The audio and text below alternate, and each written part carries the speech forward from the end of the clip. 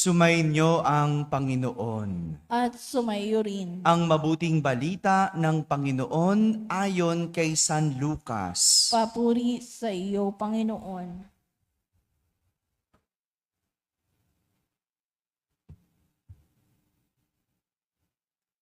Noong panahong iyon, sinabi ni Jesus sa kanyang mga alagad, "Kaya't sinasabi ko sa inyo, gamitin ninyo sa pakikipagkaibigan ang kayamanan ng sanlibutang ito.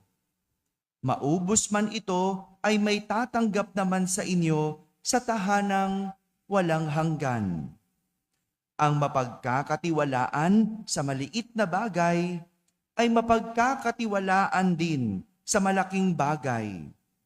Ang magdaraya sa maliit na bagay ay magdaraya rin sa malaking bagay. Kung hindi kayo mapagkatiwalaan sa mga kayamanan ng sanlibutang ito, sino ang magtitiwala sa inyo ng tunay na kayamanan? At kung hindi kayo mapagkakatiwalaan sa kayamanan ng iba, sino ang magbibigay sa inyo ng talagang para sa inyo? Walang makapaglilingkod ng sabay sa dalawang Panginoon, sapagkat kapopootan niya ang isa at iibigin ang ikalawa. Paglilingkuran ng tapat ang isa at hahamakin ang ikalawa.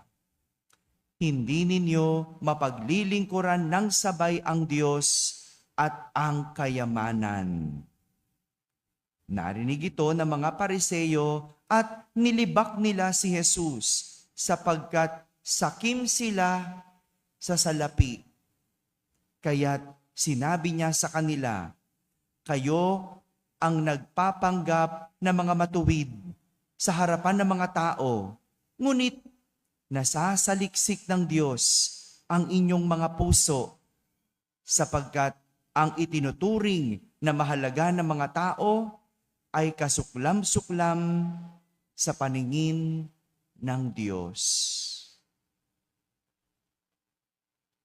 Mga kapatid, ang mabuting balita ng Panginoon. Pinupuri ka namin, Panginoong Jesucristo. Umupo ang lahat at makinig sa homilya. Magandang umaga po sa inyong lahat. Magandang umaga sa mga nasa barangay, sa mga nasa tahanan na nagsisimba via online at sa lahat ng nasa abroad, kasama kayo sa aming banal na pagdiriwang dito sa ating parokya. Kahapon, ibinahagi sa atin ni Jesus sa Ebanghelyo ang talinhaga ng tusong katiwala o magdarayang katiwala. Naalala niyo pa yung kwento kahapon? Nahuli ng may-ari o nahuli ng amo na nilulustay ng katiwala ang kanyang kayamanan. Kaya dahil dito, hindi na pinagkatiwalaan ang katiwala ng kanyang amo. Inalis na siya sa kanyang pwesto. Di ba? Tinanggal sa trabaho. Ngayong araw na ito, tinutuloy ni Jesus ang pagtatalakay sa problema ng tao tungkol sa pera. May problema po ba kayo sa pera? Hello? Bakit parang gusto nyo akong utangan? Gaya ng kasabihan, money is the root of evil. Ang pera, ang ugat ng kasamaan. Naniniwala po ba kayo doon? Yung kung kailan kayo nagkapera, saka kayo nagkaproblema. Nung nagkapera, saka nagkaaway-away. Nung nagkapera, saka nagkagulo. Nung nagkapera, nawala ng trabaho. Naniniwala ba kayo doon? Money is the root of evil.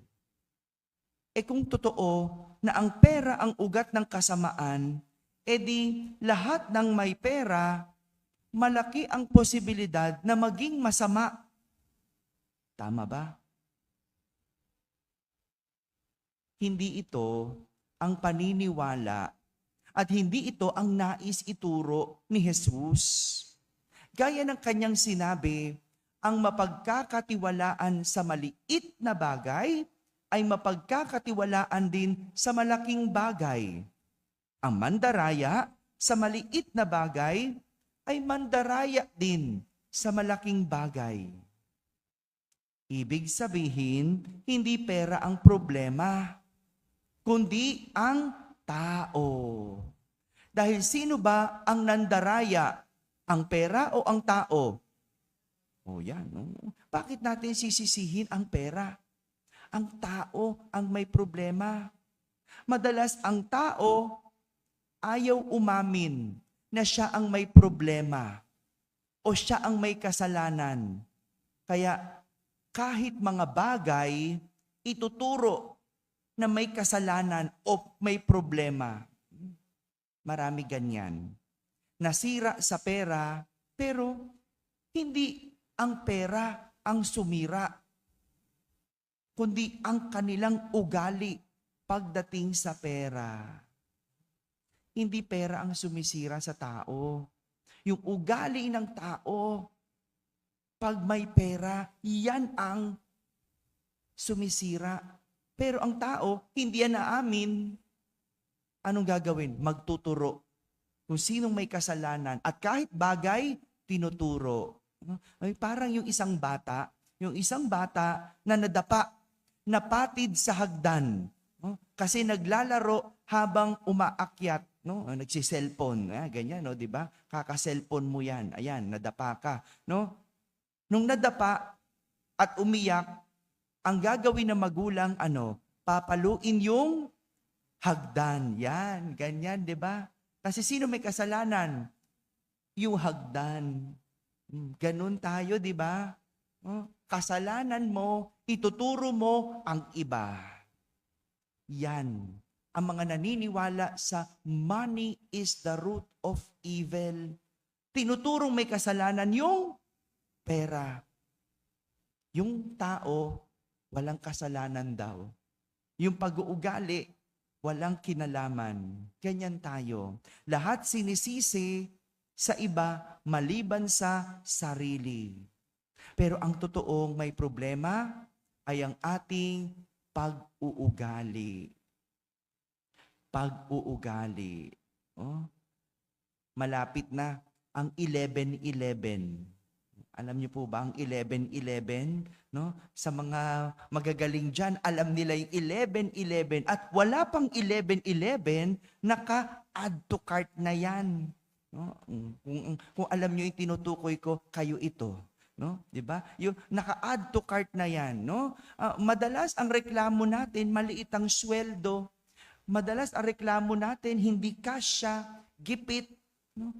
Pero pagdating sa 11-11, 12-12, 1-1, kung ano-ano ang nabibili. Pagdating sa sale, ang bilis natin. Tandaan, ang mapagkakatiwalaan sa maliit na bagay ay mapagkakatiwalaan sa malaking bagay. Maliit pa lang yung sweldo mo, maliit pa lang yung kita mo, kung hindi mo na mahawakan, paano pa pag malaki ang sweldo? Paano pa pag malaki ang kita? Di mas madaming Lazada. Di ba? Ganyan eh. Ganyan. Tingnan mo, ugali ng tao ang may problema. Ang Pilipinas, ang daming pera. Pero anong nangyari? Sa ugali ng tao, nasira. Yung ibang bansa, ang yaman nila, progresibo. Mayaman, maraming pera dahil hinawakan ng wasto. Hinawakan ng tama. At ganyan ang nangyayari sa atin. Kung ikaw ay may problema sa pera, ang problema, ugali. Yan ang tignan paano mo ito hawakan? Paano mo ito patakbuhin? Paano mo ito gamitin? Mga kapatid, ito ang realidad. Pagdating sa paghawak sa pera, nagsisimula sa ugali ng tao ang problema. Pero ang tinuturong may kasalanan, iba. Iba. Maraming nasira sa pera. Bakit? Sa ugali. Nasira ang relasyon, nasira ang pagkakaibigan ng dahil sa pera. Kaya nga, sinimulan ni Jesus ang ebanghelyo sa pagsasabing, gamitin sa pagkakaibigan ang kayamanan. Kapag yang pera, nasisira ang iyong pagkakaibigan, ang may problema, ikaw, hindi ang pera. Kaya tignan ang ugali. Dahil ang mga taong walang pag-amin sa kasalanan, iba ang pinagdidiskitahan. Ayusin ang ugali at ang problema ay maaayos. Amen. Amen.